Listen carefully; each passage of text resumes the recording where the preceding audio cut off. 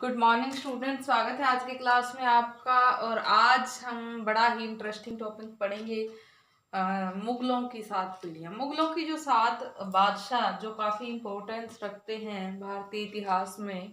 भारत पे राज करना उनका और उनकी प्रशासनिक व्यवस्था, उनके द्वारा प्रशासन में किए गए सुधार और मुगल शासन को स्थायित्व प्रदान करने के लिए किए गए उनके विभिन्न प्रयास उनको और उनकी महानता को प्रदर्शित करते हैं। तो मुगलों के 7 बादशाह ही थे जिन्होंने अपनी योग्यता से, अपनी कुशलता से, अपने अच्छे नेतृत्व से मुगल शासन व्यवस्था को स्थायित्व प्रदान किया। और वो स्थायित्व आगे चल कर के 1857 तक भारत में मुगल राज की, मुगल सत्ता का आधार रहा। तो इस प्रकार से इन 7 मुगल बादशाहों की बदौलत, 7 मुगल पीढ़ियों की बदौलत मुगल शासन को मिला स्थायित्व। लगभग 200 वर्षों तक जो है मुगल राज का भारत में स्थापित रहना उसके परिणाम के रूप में हमने देखा है। तो हम जो बात करने जा रहे हैं जिन 7 मुगल बादशाहों की, तो उनके बारे में हम ये जानेंगे कि उनका पूरा नाम क्या था, उनके शासन व्यवस्था कैसी थी और कब से कब तक का समय जो है उनके लिए निर्धारित किया गया है। तो इसमें सबसे पहले हम बात करते हैं बाबर की। तो जहीरुद्दीन मोहम्मद बाबर, बाबर का पूरा नाम था।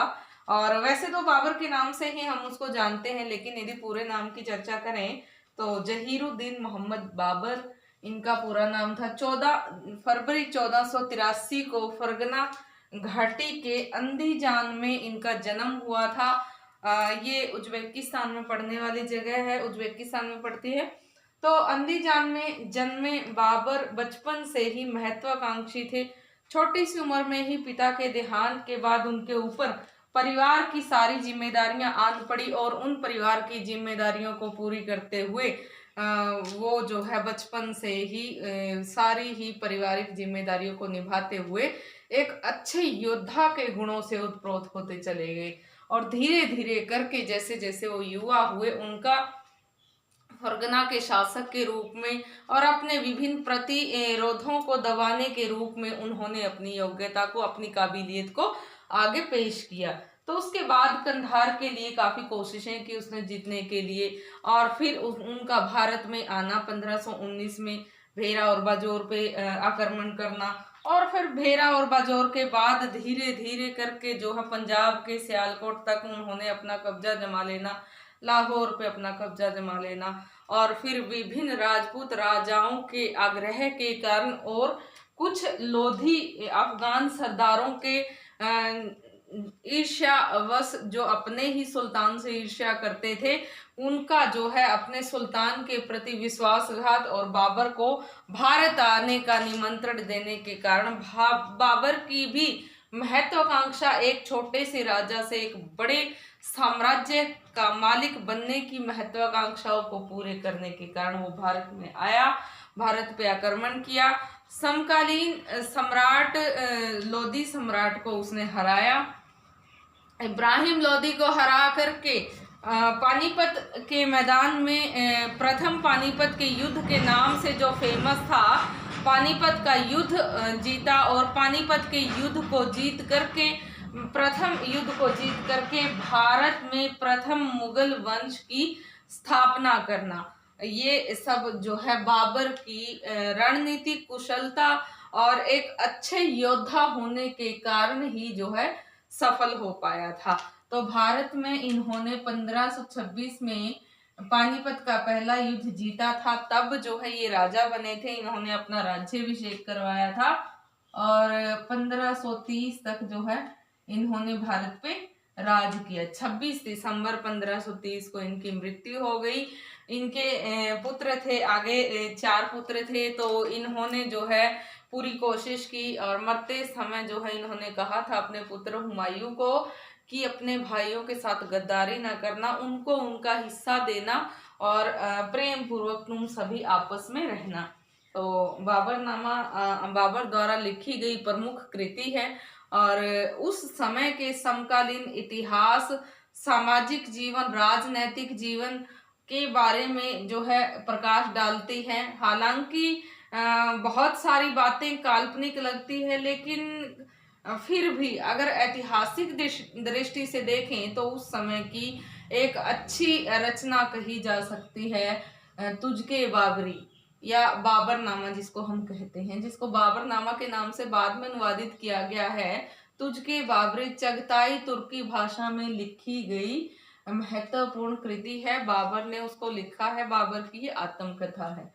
तो इस प्रकार से 1530 में इनकी मृत्यु के साथ जो है इनका अंत हो गया।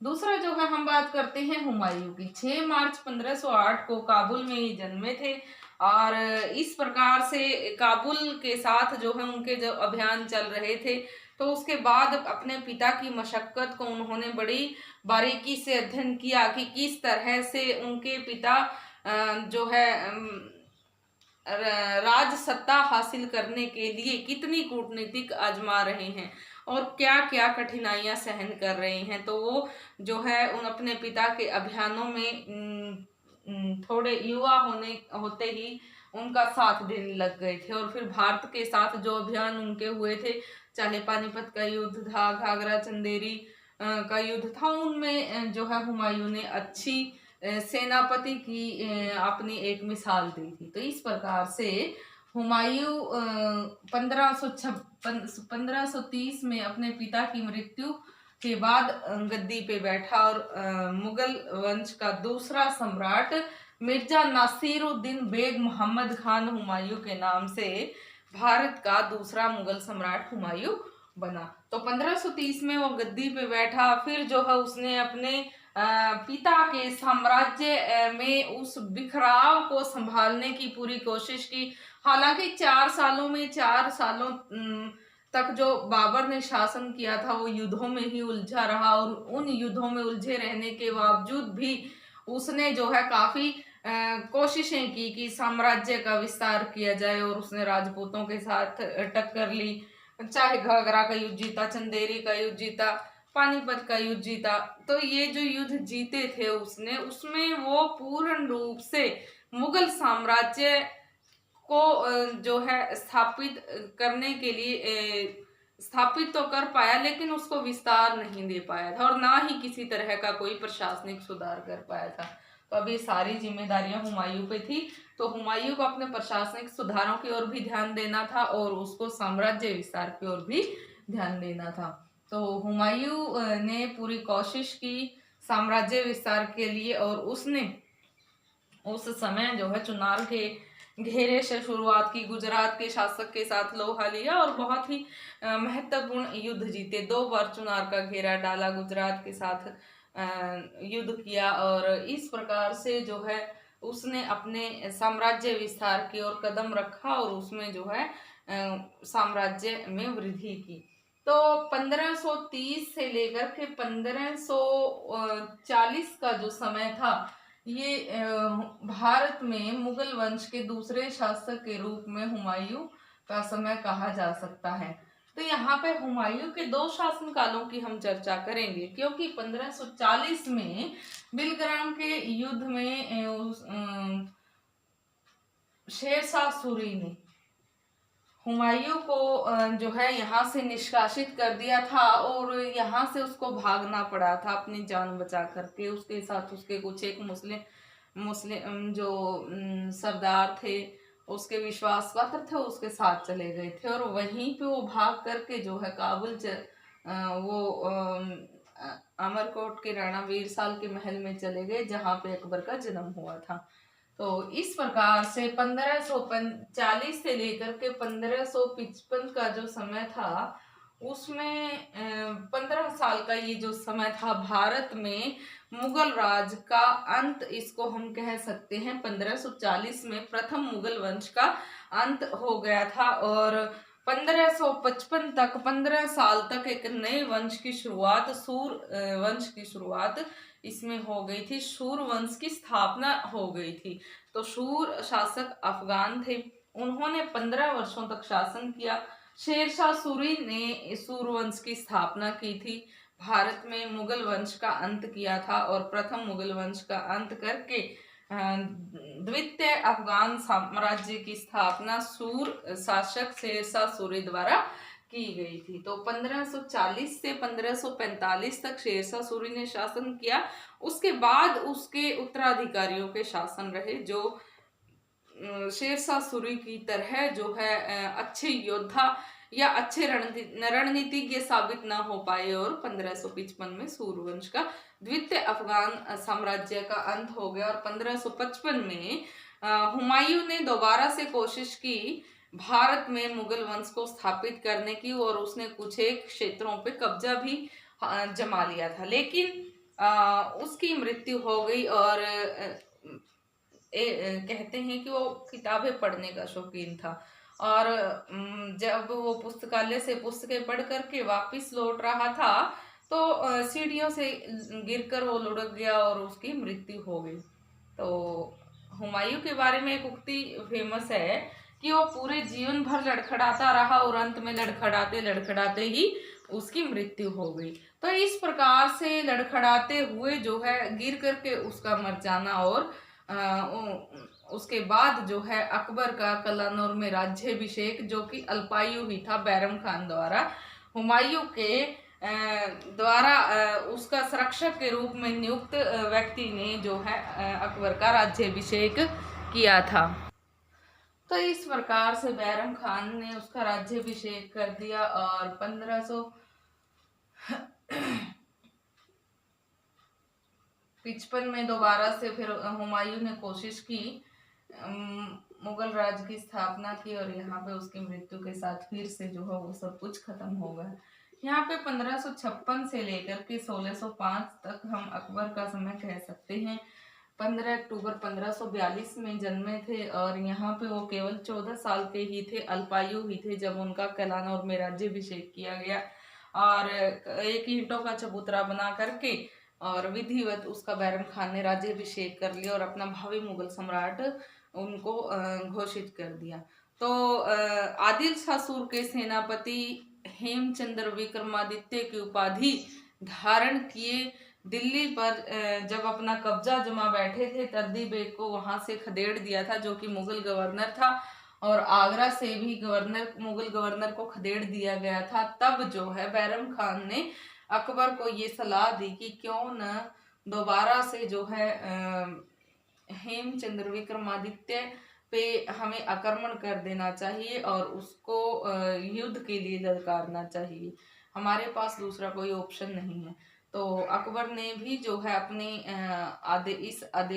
इस आज्ञा को पारित करवाया, और बाद में जो है 1556 में पानीपत का दूसरा युद्ध हम उसके परिणाम स्वरूप देख सकते हैं, जिसमें सौभाग्य से मुगलों की विजय हुई थी, और दुर्भाग्य से हेमचंद्र विक्रमादित्य की आंख में दुश्मन सेना का एक तीर लगा, और वो अपने हाथी से नीचे गिर पड़ा, और नीचे गिरते ही उसकी सेना में भगदड़ मच गई, क्योंकि उनको अपना सेनापति नहीं दिखा, और ये ही उसकी पराजय का मुख्य कारण बना। हालांकि अकबर उसको मारना नहीं चाहता था, और अकबर ने अपनी तलवार उसकी गर्दन से सटाई और फिर हटा ली, और बैरम खान ने उसको जो है उसकी गर्दन धड़ से अलग कर दी। और यदि हेमचंद्र विक्रमादित्य हेमू जैसे एक अच्छे कूटनीतिज्ञ व्यक्ति को अकबर द्वारा अपने संरक्षण में ले लिया जाता, और उसको शाही सेवा में रखा जाता, स्थान दिया जाता, तो शायद वो एक अच्छा सलाहकार, एक अच्छा रणनीतिज्ञ अपनी अच्छी रणनीतियों के द्वारा मुगल शासन को और ज्यादा वृद्धि और ज्यादा समृद्धि देने के लिए कोशिश करता। तो यहाँ पे हम बात कर रहे हैं अकबर की। बचपन का नाम बदरुद्दीन मोहम्मद था। जब उनको शिक्षा देने के लिए विभिन्न शिक्षक नियुक्त किए गए थे, तब उनका नाम जलालुद्दीन मोहम्मद अकबर रखा गया था।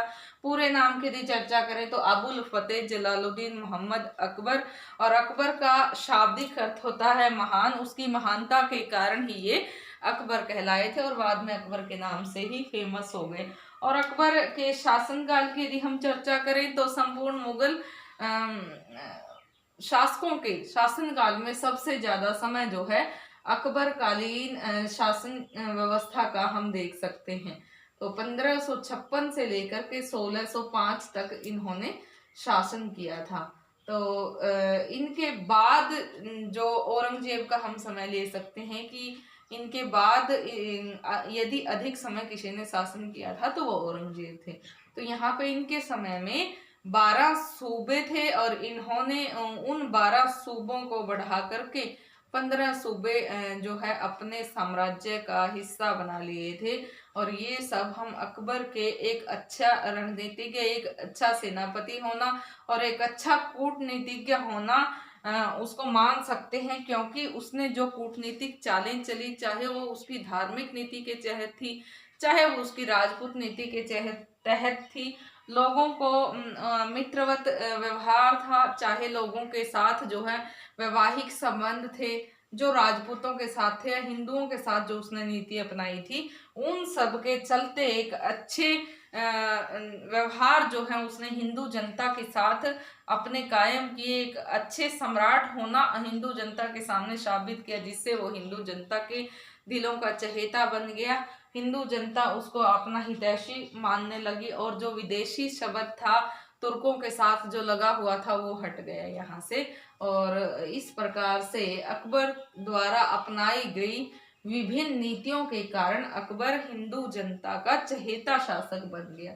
यहाँ पे हिंदू जनता के लिए उसने बहुत सारे लोकहितकारी कार्य भी किए, जैसे जजिया खत्म कर देना, तीर्थ यात्रा कर खत्म कर देना, यहाँ पे बाल विवाह पे उसने रोक लगाई थी, सती प्रथा पे रोक लगाई थी, कन्यावध पे रोक लगाई थी। तो बहुत सारी जो अमानवीय कुरीतियां थी हिंदू समाज में, उनके ऊपर प्रतिबंध लगाया था और हिंदू समाज में सुधार के लिए उसने कार्य किए थे।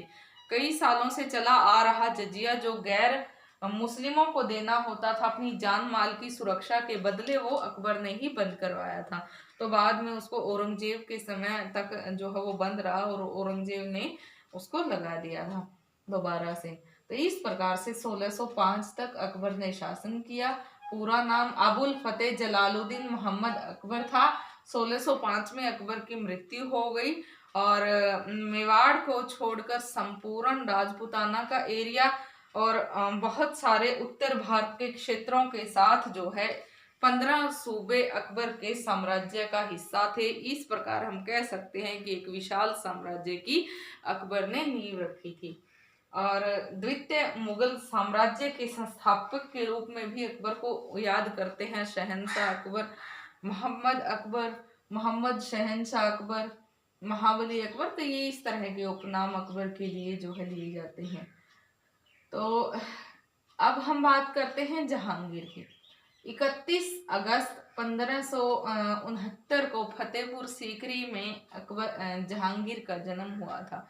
यहाँ पे अकबर को जैसे कई सालों तक कोई संतान नहीं हुई, तो शेख सलीम चिश्ती के पास वो गए और उससे पहले भी वो बहुत सारे साधु महात्माओं के पास गए संतान प्राप्ति के लिए।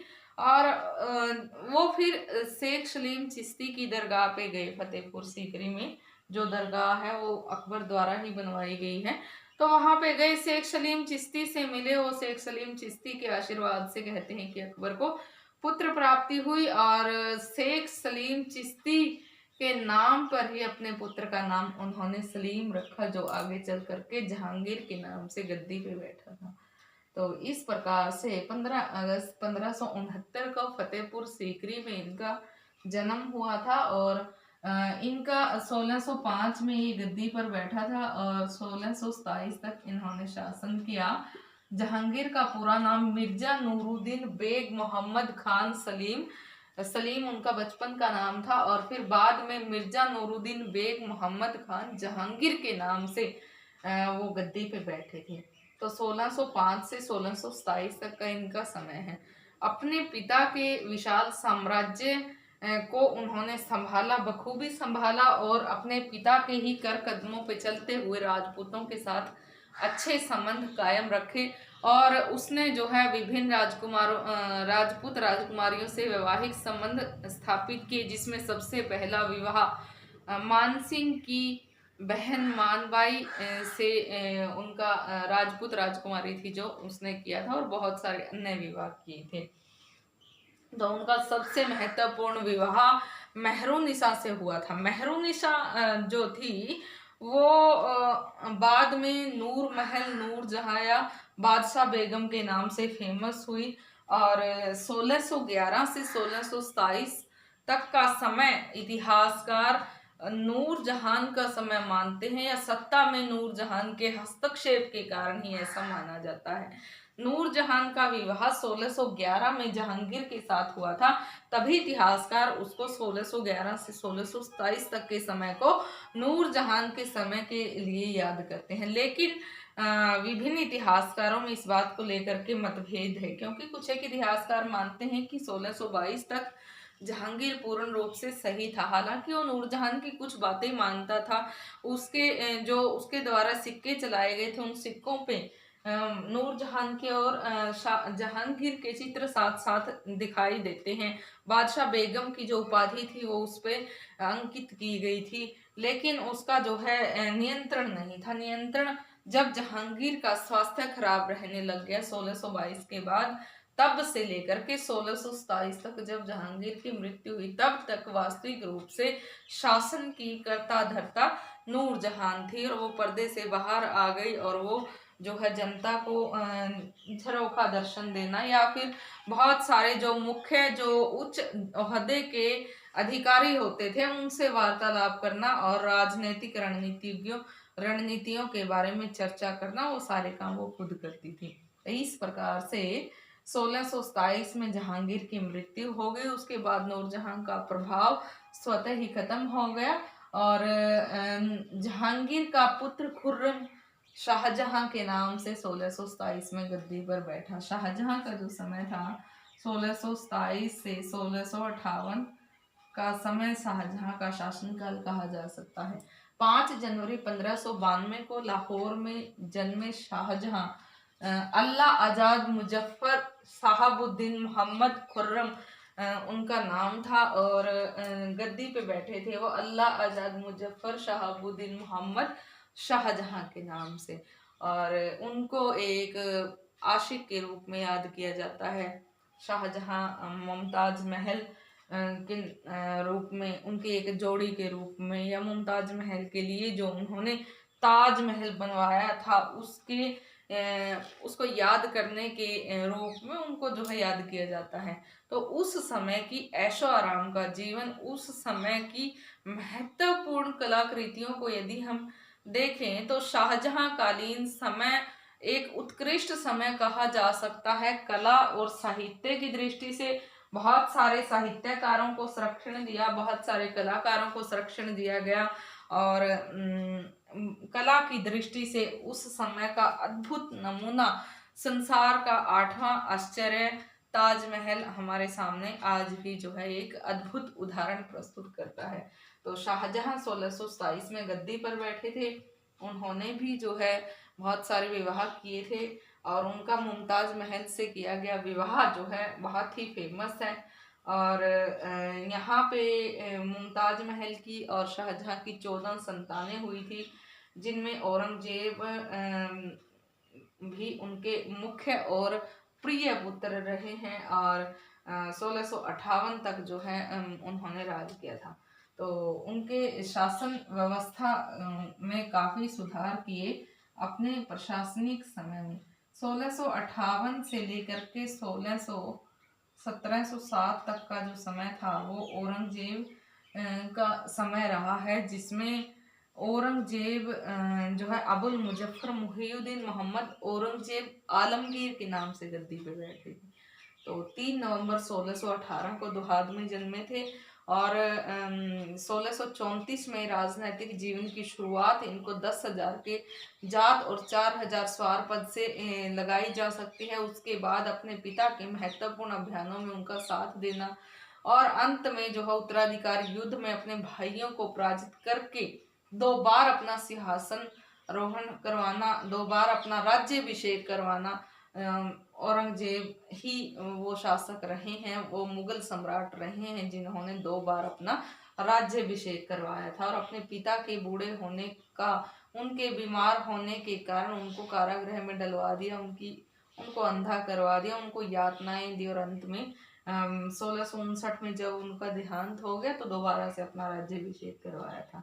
तो इस प्रकार से औरंगजेब अबुल मुजफ्फर मुहियुद्दीन मोहम्मद औरंगजेब आलमगीर के नाम से गद्दी पे बैठे थे। और उन्होंने शुरुआती समय में, शुरुआती 20 सालों का जो समय था, राजपूतों के साथ उनके संबंध काफी अच्छे रहे और बाद में जो है उनके संबंधों में मारवाड़ और मेवाड़ के शासकों के साथ जब खटास आई तो उनके कुछ अभियान जो है मारवाड़ और मेवाड़ के साथ देखे जा सकते हैं, जो कि राजपूताना के मुख्य क्षेत्र थे और मारवाड़ और मेवाड़ पर उनके द्वारा किया गया आधिपत्य फिर उस अपने जो है समय में अपने पुत्र अकबर के विद्रोह का सामना और शिवाजी का संभाजी का उनके पुत्र को संरक्षण देना, राजपूतों को जो है उसके पुत्र की जान का रखवाला बनते हुए देखना, ये सब जो उसके शासनकाल की मुख्य घटनाएं। तो इस प्रकार से 1707 में औरंगजेब की मृत्यु हो गई। अपने जीवन के महत्वपूर्ण 25 साल दक्षिण में गुजारे, दक्षिण के साथ संघर्ष किया, वहां के महत्वपूर्ण क्षेत्र बीजापुर, गोलकुंडा, अहमदनगर को अपने आधिपत्य में लिया और यहाँ पे औरंगजेब के समय में मुगल साम्राज्य के सबसे अधिक विशाल और सबसे अधिक समृद्धि देखी जा सकती है। औरंगजेब के समय में 21 सूबे थे मुगल साम्राज्य के और सबसे अधिक विस्तार यहाँ पे हो गया था। तो ये विस्तार हालांकि मुगल राज के पतन का भी कारण बनता है, क्योंकि इतने बड़े विशाल साम्राज्य को संभालना कोई हंसी खेल नहीं है और जिसके कारण से आगे बाद के शासकों का पतन हो गया। 1707 में इनकी मृत्यु हो गई और इनके पुत्रों में भी उत्तराधिकार को लेकर युद्ध हुआ, जिसमें मोहम्मद मुअज्जम, आजम और अकबर और शाह के बीच में, इनके 4 पुत्रों के बीच में हुए उत्तराधिकार संबंधी युद्ध में मुअज्जम विजयी रहा और अपने भाइयों को पराजित करके मार करके वो अबुल नासिर सैयद कुतुबुद्दीन मोहम्मद शाह आलम बहादुर शाह के नाम से गद्दी पे बैठा। तो इनको बहादुर शाह प्रथम भी कहते हैं, शाह आलम प्रथम भी कहते हैं, शाह बेखबर भी कहते हैं। तो ये इनके उपनाम हैं, ये उनकी उपाधियां हैं। 14 अक्टूबर 1643 को बुरहानपुर में जन्मे थे और बहादुर शाह प्रथम के नाम से जाने जाते हैं, शाह आलम प्रथम के नाम से जाने जाते हैं, शाह बेखबर के नाम से जाने जाते हैं। और ये जो है एक बहुत ही सहनशील और सहिष्णु उदारवादी शासक के रूप में फेमस हुए। तो इनका शासन अवधि 1707 से लेकर के 1712 तक का जो टाइम पीरियड था वो इनका शासनकाल का समय रहा है। तो इस प्रकार स्टूडेंट्स ये हमने देखा कि मुगलों की 7 पीढ़ियां, जिसमें हमने पढ़ा बाबर के बारे में, हुमायूं के बारे में, अकबर के बारे में, जहांगीर के बारे में, शाहजहां के बारे में, औरंगजेब के बारे में और बहादुर शाह के बारे में। इसके बाद के जो शासक थे उन शासकों ने मुगल राज को समृद्धि और साम्राज्य विस्तार या स्थायित्व प्रदान करने के लिए कोई मशक्कत नहीं की। वो विलासी ही साबित हुए और ऐशो आराम का जीवन जीते जीते, विलासिता का जीवन व्यतीत करते करते धीरे धीरे मुगल राज को पतन की ओर ले जाते रहे। मुगल राज का विघटन होता गया और 1857 में पूर्ण रूप से मुगल साम्राज्य का अंत हो गया। तो इस प्रकार से आज हमने पढ़ी मुगलों की 7 पीढ़ियां। हालांकि मुझे लगता है कि आपको जो है एक थोड़ा सा रिव्यू भी मिल गया है और मुगलों की 7 पीढ़ियां काफ़ी इंटरेस्टिंग भी रही हैं। तो इनके बारे में जान करके मुगल बादशाहों के जो नाम हैं, पूरे नाम, वो भी जो है जानना ज़रूरी है, आपको पता होना चाहिए। तो ये काफ़ी अच्छा टॉपिक है। अगर आपको कुछ भी इसमें डाउट हो तो आप मुझसे कमेंट बॉक्स में कमेंट करके पूछ सकते हैं। स्टूडेंट्स, आज के लिए इतना काफ़ी है। कल कोई और इंटरेस्टिंग टॉपिक हम शुरू करेंगे। Thank you.